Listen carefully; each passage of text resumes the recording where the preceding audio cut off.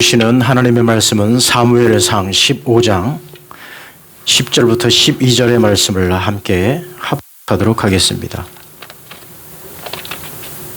사무엘상 15장 10절부터 12절의 말씀, 구약성경 431쪽 정도 있습니다. 우리 함께 한 목소리로 합독하겠습니다. 시작. 여호와의 말씀이 사무엘에게 임하니라. 이르시되 내가 사울을 왕으로 세운 것을 후회하노니 그가 돌이켜서 나를 따르지 아니하며 내 명령을 행하지 아니하였음이니라 하신지라. 사무엘이 근심하여 온 밤을 여호와께 부르짖으니라. 사무엘이 사울을 만나려고 아침에 일찍이 일어났더니 어떤 사람이 사무엘에게 말하 이르되 사울이 갈멜에 이르러 자기를 위하여 기념비를 세우고 발길을 돌려 길갈로 내려갔다 하는지라. 아멘. 할렐루야. 우리 함께 인사하실까요? 잘 오셨습니다. 한 번 더 인사합니다. 사랑합니다. 사랑합니다. 네.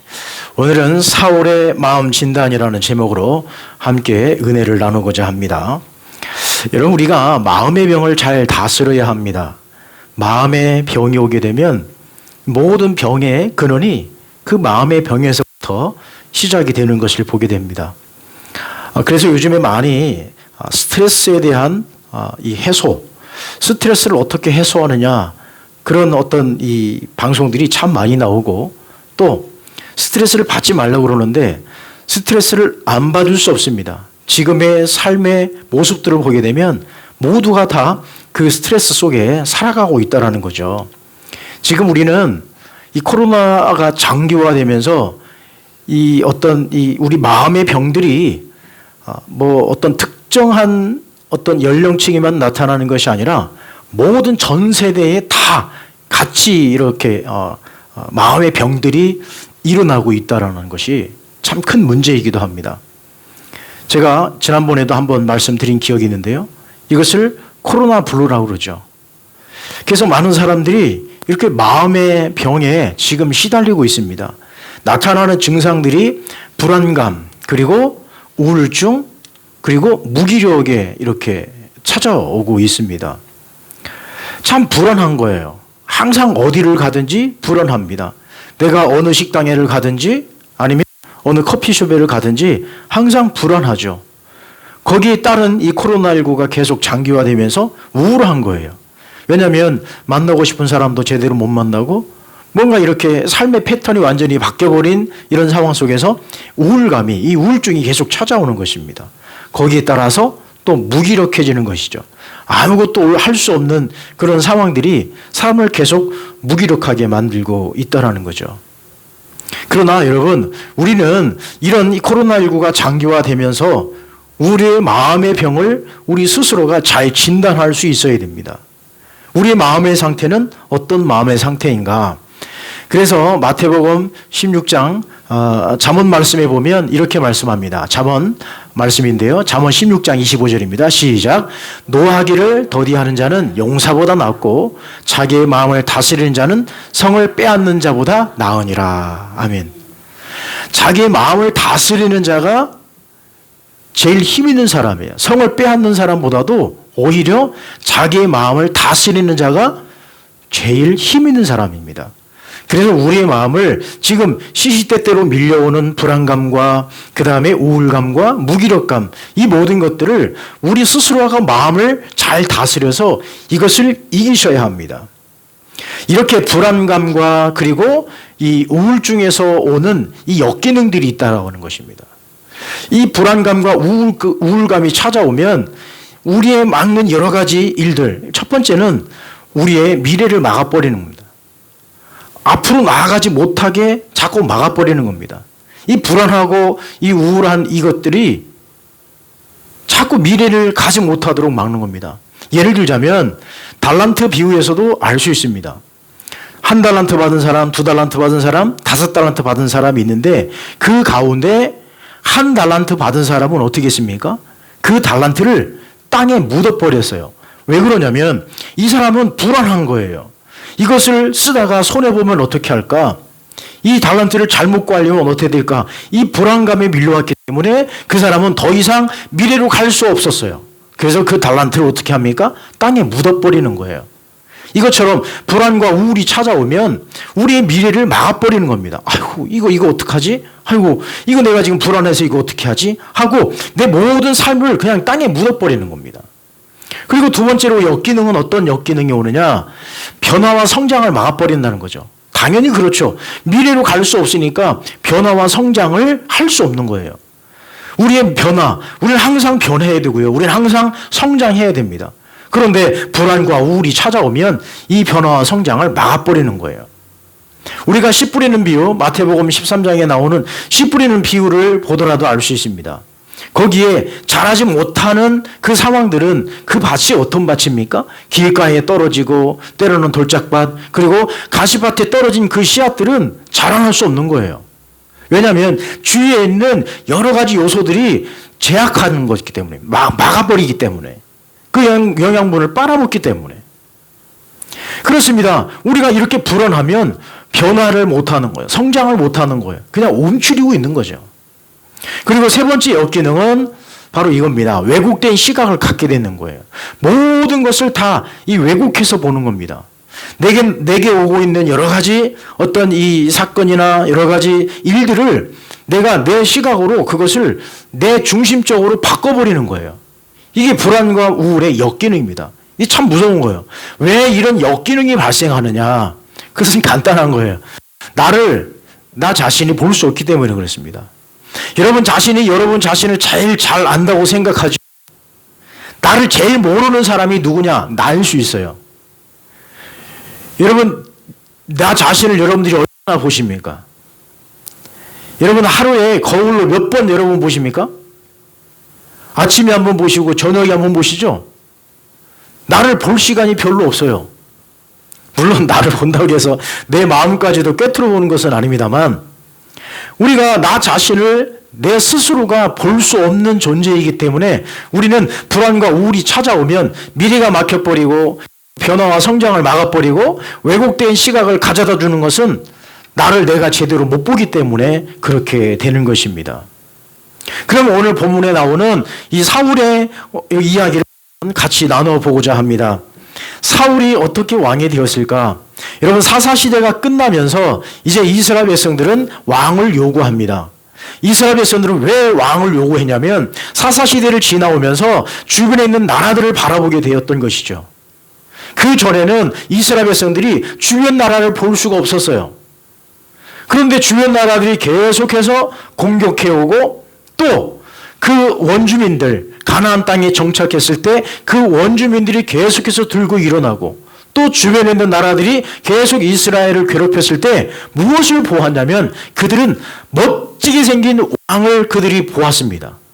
그래서 그들은 계속해서 왕을 요구했던 것이죠. 그래서 하나님은 그들에게 왕을 허락하십니다. 사무엘상 8장 5절 말씀입니다. 함께 읽어보실까요? 시작. 그에게 이르되 보소서, 당신은 늙고 당신의 아들들은 당신의 행위를 따르지 아니하니 모든 나라와 같이 우리에게 왕을 세워 우리를 다스리게 하소서 한지라.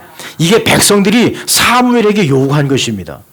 사무엘이 나이가 많아서 늙으니까 이제 당신의 아들들도 당신의 이 사역을 이어갈 자손들이 이제 없을 것 같으니까 우리도 이웃 나라들처럼 멋진 왕을 우리에게 세워서 다스리게 해달라, 그렇게 요구합니다.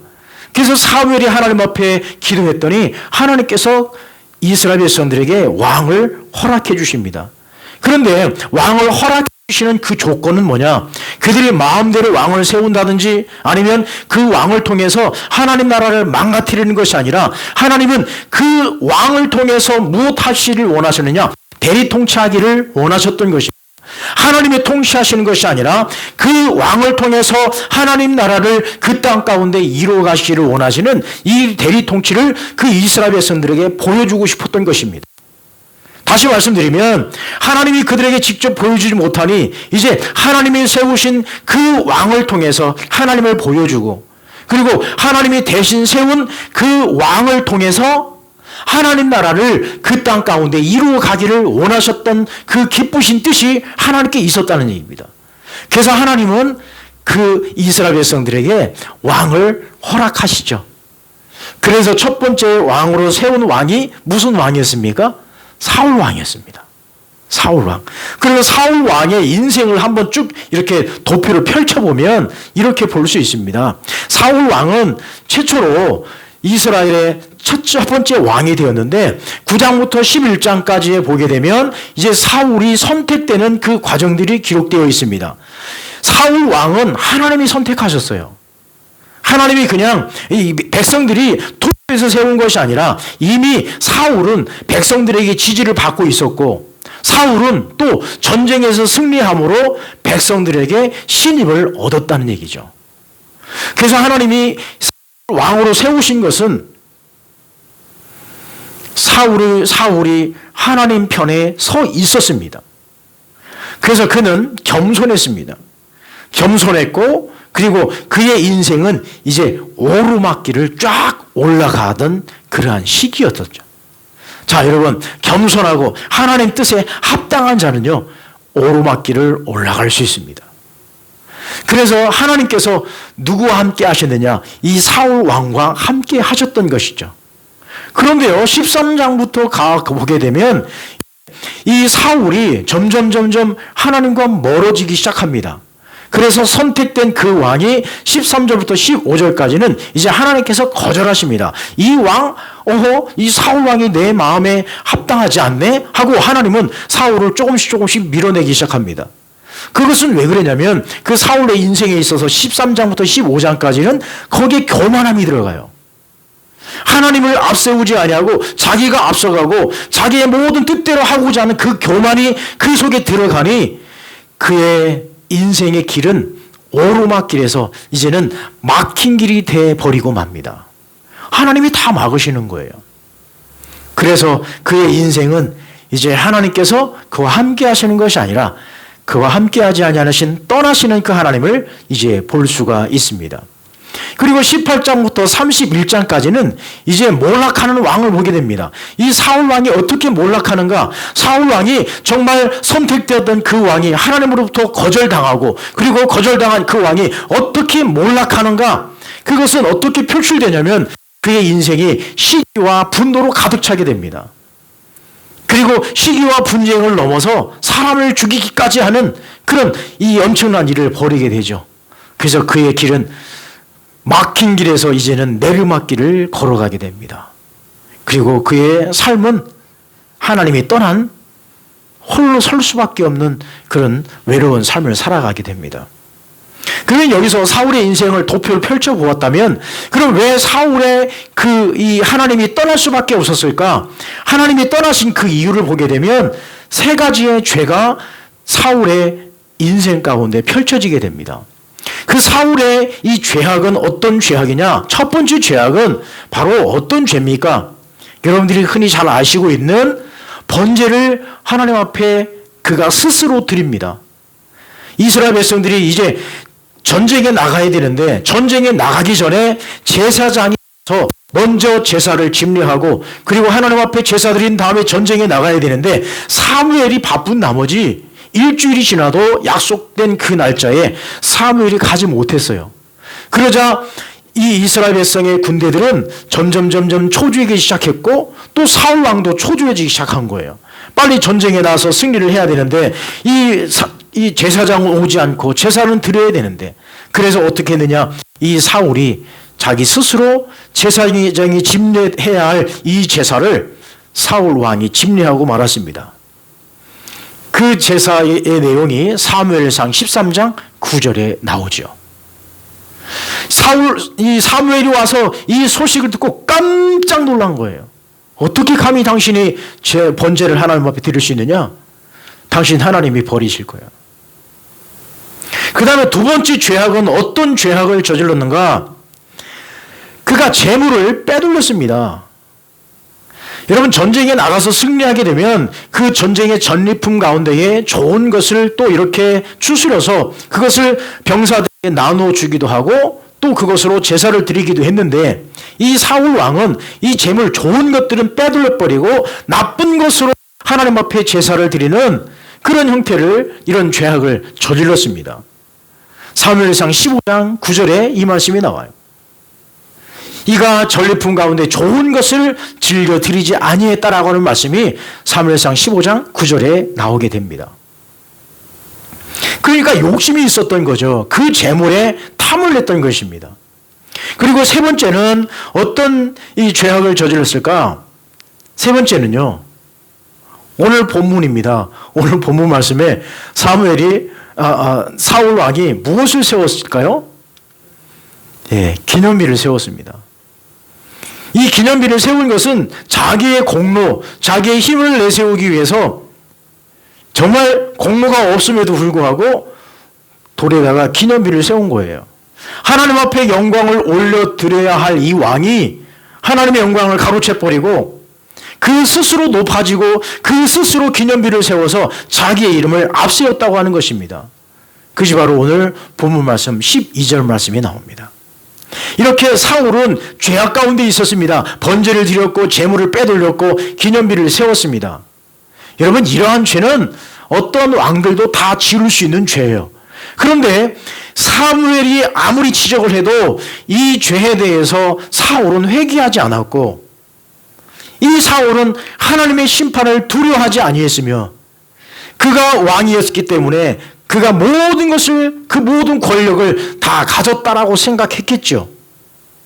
그러나 하나님을 멀리했었던 이 죄악이 결국 사울의 마음의 병이 들게 했었고, 또 마음의 병이 들었던 그 사울은 정말 그 인생 자체가 비참하게 그 인생을 끝맺을 그 모습을 보게 됩니다. 그러면 사울의 마음을 한번 우리가 진단해 보십시다. 사울은 어떤 마음이었을까? 사울의 마음을 진단해 보면, 자, 진단명이 어떻게 나올까요? 진단명은 바로 이거예요. 마음의 병입니다. 그가 마음의 병에 걸린 거예요. 그 마음을 다스리지 못했고, 그 마음에 항상 불안과 초조가 있었고, 그 마음에 항상 무언가 쫓기는 듯한 그런 것이 있었어요. 그것이 바로 사울의 마음의 병이었다는 것이죠. 지금 우리의 상황처럼 무언가 쫓기고, 무언가 항상 불안하고, 무언가 항상 우울하고, 항상 무기력한 이런 상황 속에 사울은 그 마음을 다스리지 못했어요. 결정적으로 그 마음의 병은 다윗이라고 하는 사람이 등장할 때부터 사울의 마음의 병은 더 심해지기 시작합니다. 걷잡을 수 없어요. 이 사울은 정말 이 다윗의 뒷공문지를 쫓아다니고 다윗을 죽이려고 했었던 이 모습들, 정말 마음의 병에 걸리니까요, 눈에 뵈는 게 하나도 없는 거예요. 그 원인은 무엇이었을까요? 바로 불순종과 교만이었어요. 우리가 방금 전에 보았던 이 사울의 죄악들 세 가지를 보면 다 불순종과 교만이에요. 하나님 뜻대로 하지 아니했어요? 자기 뜻대로 했습니다. 하나님의 영광을 가로챘습니다. 자기 이름을 내세웠습니다. 이것이 다 불순종과 교만이라고 하는 것입니다. 그러면 그에게 나타난 증상은 어떤 증상이 나타났을까요? 바로 그에게는 시기와 분노와 그리고 경쟁이었어요. 모든 걸 다 비교했습니다. 아니, 사울이 다윗을 바라보니 자기는 이런 것들도 없었고, 아니, 다윗을 바라보니 저렇게 용맹함도 없고 자기는 없었고, 항상 시기와 분노와 경쟁이 있었던 것입니다.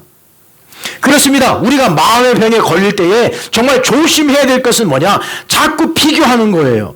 다른 사람과 나를 비교하는 겁니다. 여러분, 그것처럼 비참한 게 없어요. 저 집은 저렇게 잘 사는데 나는 왜 이렇게 못 살까? 저 집은 저렇게 풍요로운데 우리 집은 왜 이렇게 부족할까? 자꾸 비교하면 그것이 더 이상 내 삶에 기쁨도 가져다 두지 못하고 오히려 그것이 나를 망가뜨린다고 하는 것입니다. 사울의 증상이었어요. 시기였어요. 분노였어요. 경쟁이었습니다. 그래서 이 마음의 병에 걸린 이 사울이 내린 처방은 무엇이었을까요? 자, 사울이 어떤 처방을 내렸습니까? 처방책은 상대방을 제거하는 거였어요. 그런데 이게 누가 진단해서 권면해 준 것이 아니라 자기 중심적인 처방이에요. 아, 저놈만 사라지면 내가 이 문제 해결되겠다. 저놈만 없어지면 다 이제 해결되겠다라고 해서 끝까지 누구를 쫓아다니느냐? 다윗을 쫓아다녀요. 다윗을 죽이려고 군대를 동원합니다. 다윗 한 사람 잡으려고 온 군대를 잡아서 그거 다 끌어다가 저 광야까지도 나타나서 온 광야를 뒤집고 다니는 거예요. 참 비참하지 않습니까? 인생 자체가 하나님의 놀라운 역사를 이루어 가야 될 그 왕이, 하나님의 그 통치를 따라서 대리 통치해야 될 그 왕이 백성은 바라보지 아니하고 하나님은 바라보지 아니하고 누구만 바라보느냐? 다윗만 바라보고 다윗을 죽이기 위해서 상대방을 제거하면 모든 것이 끝나는 것처럼 그 사울은 그렇게 다윗을 쫓아다녔던 것이죠. 여러분, 여러분의 마음을 한번 진단해 보십시오.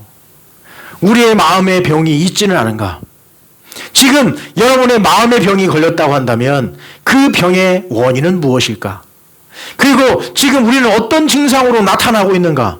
지금 내 삶의 패턴이 내 삶의 모든 영역 속에서 어떻게 그것이 표출되어 나오고 있는가? 그걸 한번 잘 보시기 바랍니다. 그리고 내 스스로가 내린 처방책은 무엇인가?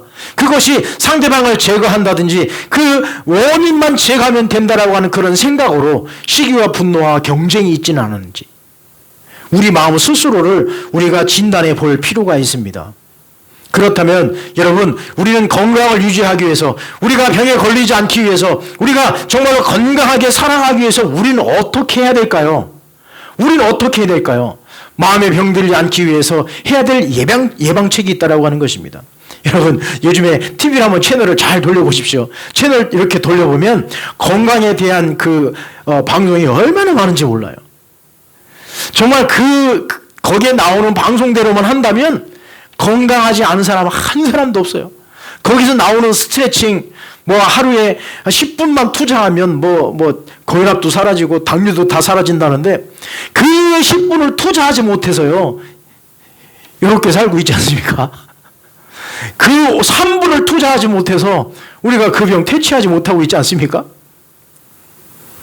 거기에 나오는 거 보면 별 운동이 다 있어요. 희한한 운동 다 있어요. 그거 알면서도 못하고요. 아침에 일어나자마자 3분만 투자하면 된다는데 그것도 못해요. 그것도 못해. 참 그 운동이 운동이라고 생각하고 그 운동이 하나의 내게 주어진 일이라고 생각하니까 그 참 어려운 거예요. 안 되는 거예요. 여러분, 그냥 저녁 드시고 그냥 바깥으로 나가십시오. 건강 유지하시려면 그냥 식사하시고 그냥 드라마 볼 생각하지 마시고요. 그냥 바깥으로 나가십시오. 그리고 걸으십시오. 그게 최고예요. 그러면 우리가 마음의 병에 걸리지 않기 위해서, 병들지 않기 위해서, 우리가 육체의 건강을 위해서 어떻게 합니까? 여러분, 국가에서 하라고 하는 정기적인 검진 꼭 받으십시오. 국가에서 여러분 공짜로 해주시잖아요. 그렇죠? 2년에 한 번씩 꼭 암 검진 해주시고 또 내시경도 해주시고 다 해주잖아요.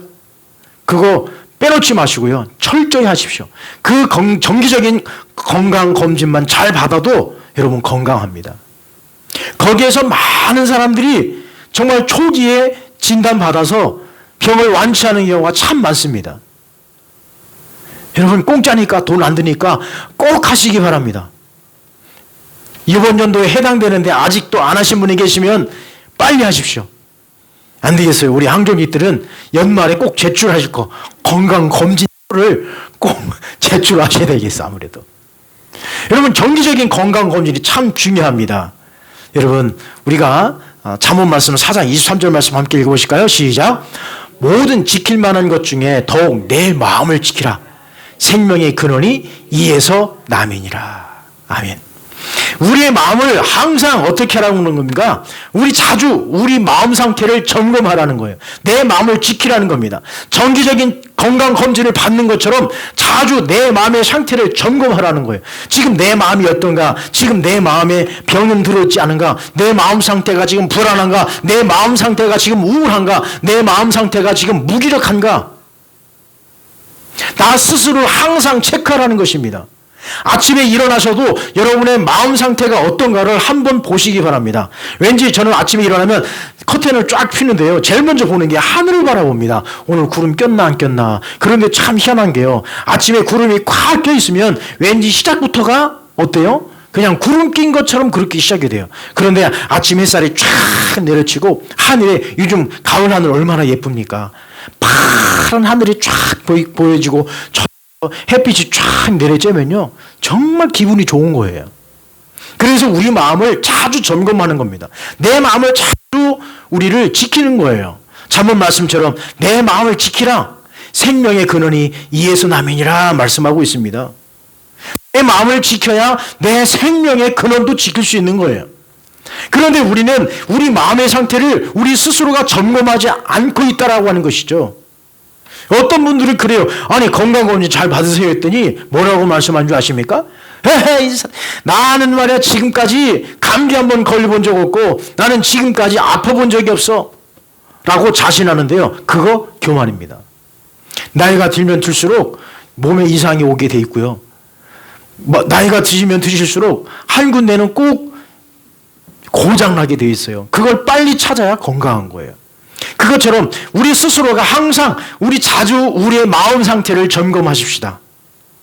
그것이 무엇이느냐? 예수님은 무엇이느냐? 예수님은 시간을 정해놓고 기도하셨어요.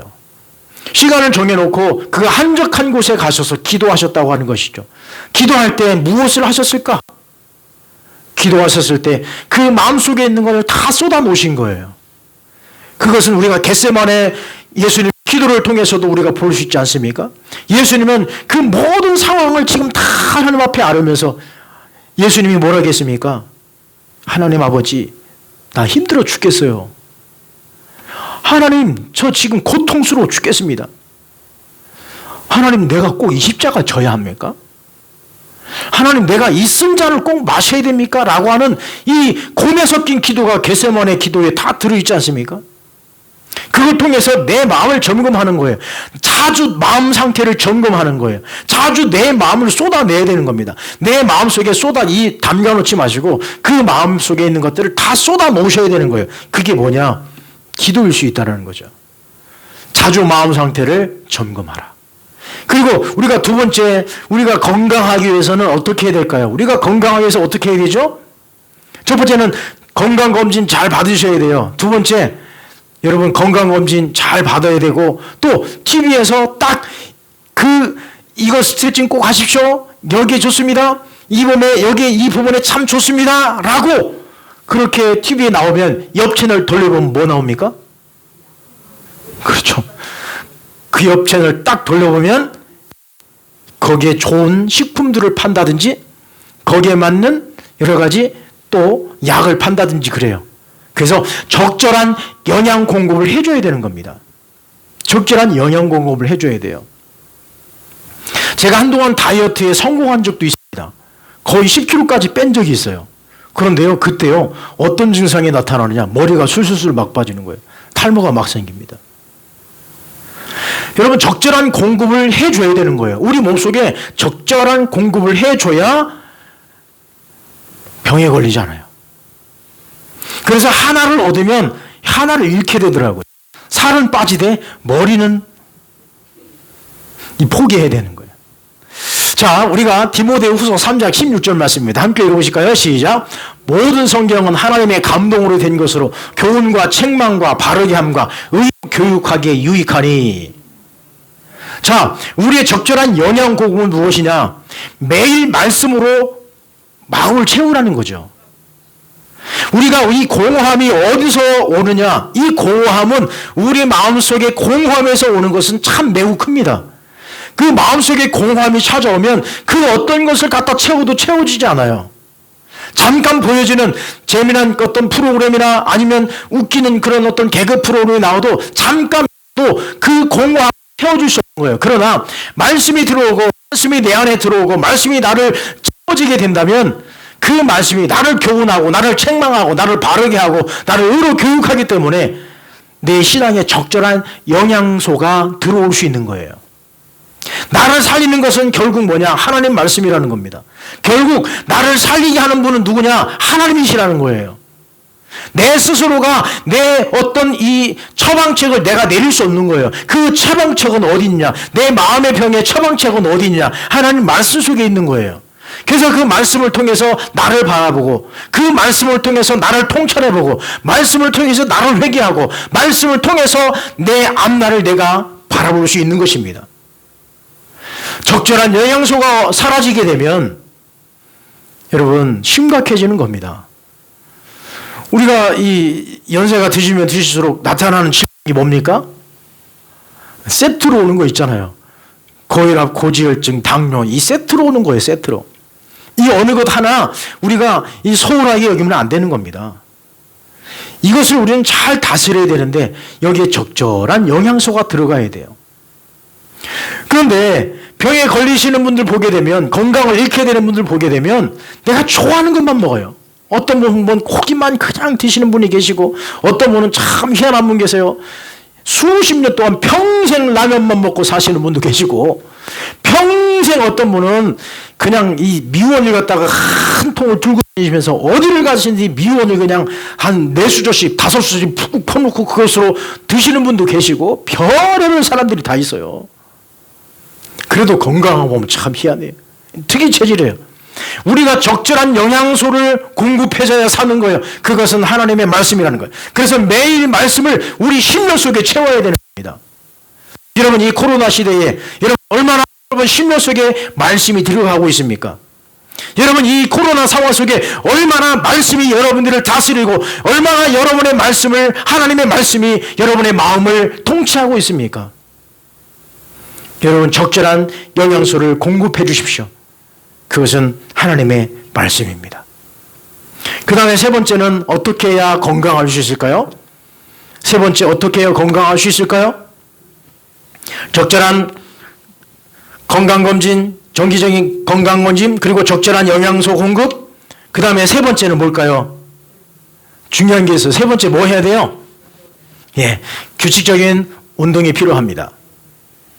규칙적인 운동을 해야 돼요. 몸을 자꾸 움직여야 됩니다. 몸을 자꾸 움직여야 건강해지는 거예요. 그것은 우리가 이 말씀을 보면 알 수 있습니다. 마태복음 25장 23절입니다. 시작.